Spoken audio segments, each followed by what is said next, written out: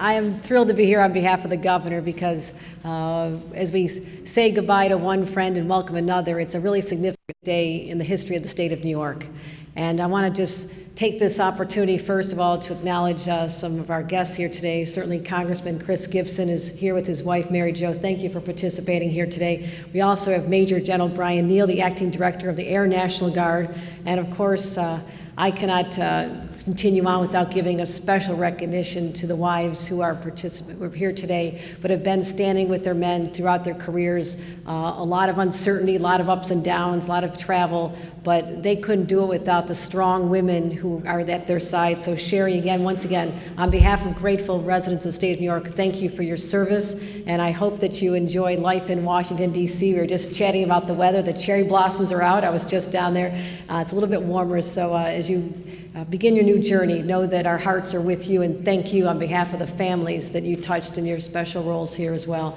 And Diana, we welcome you. We look forward to seeing you as you step into this new role, but you're no rookie to this situation. I'm sure you're accustomed to the responsibilities, and I know your family is expanding. I understand you've got a baby due in the family very shortly in the next couple of months, and so we welcome you for that joyous occasion as well. You know, the governor wanted me to be here today for a couple of reasons. One is this is also an opportunity that we have to say thank you to the 19,300 members of the National Guard. And we do not take for granted 1 second the fact that we are able to sleep safely in our beds at night because of what you do both at home and abroad. And any chance we get to say, we thank you for your service, we thank you for your willingness to put on a uniform and to go into harm's way and literally rescue people in times of need. When the storms roll in and the sands kick up, whether they're the sands of Kuwait or the sands of Long Island as you encountered Hurricane Sandy, you have stepped up and been there for us in so many different ways. So I just want to say thank you overall to all of you who are part of the National Guard in the state of New York. I had a chance to get to know General Murphy as we were fighting our own battles in Washington a few years ago. I was a member of the House Armed Services Committee serving with the congressman, and this was back in 2012 when we were looking at some very significant cuts to our operations and to our bases. And so we went hand-to-hand combat, and we got the results we were looking for, but I had a chance to see your leadership and the respect that you had in Washington at that time and how we were successful. But those fights will always continue, and you need to know that with myself and the governor, we'll always fight to protect the National Guard in the state of New York and the critical role you perform. The role that you played has been so significant. The governor wanted me to point out, he wants to know if this is a coincidence that we've had more natural and national disasters declared under your tenure than any time probably in our history. So I'm sure there's no coincidence or no parallel there, but you know, that's a real test of leadership, how you respond to going from a hurricane, how many times have hurricanes hit the state of New York, what a rarity, to something a little more common where I'm from, major snow disasters in Buffalo. But we've had a chance to work closely together, and in those capacities, as well as overseeing the men and women deployed in harm's way in Afghanistan and Kuwait and other places, we truly, truly thank you for all you've done for us, and words will never be enough. And I also want to take this opportunity to just read a letter from the governor, too, at this time.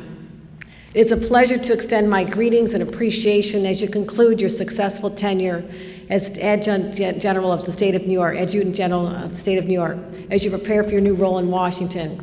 All New Yorkers have the greatest respect for those who serve and lead our military, exemplifying true patriotism through their commitment to our country and its people.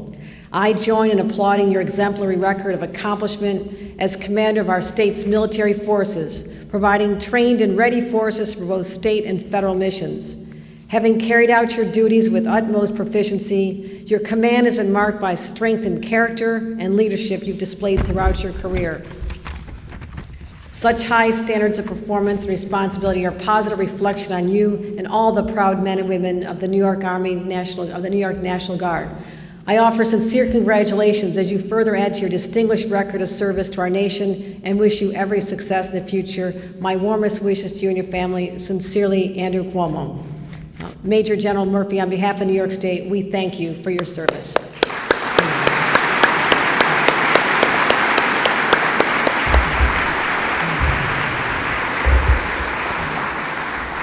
It's also a time of welcoming. And at this point, I'd like to tell Major General German how excited we are to have your leadership and the legacy that you bring, your reputation nationally and internationally is going to well serve the residents of the state of New York. You've already played a key role during some of our worst disasters, coordinating the Air Guard in response to Irene and Lee in 2011 and Sandy in 2012. So you've been tested. You've been tested, and that's one of the reasons why you are here today.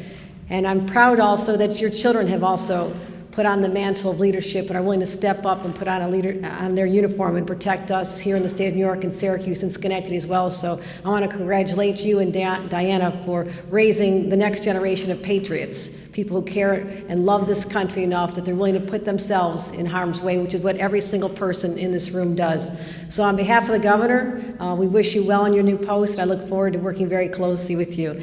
And to all members of the armed forces, we thank you for your service and protecting New Yorkers every single day. Thank you.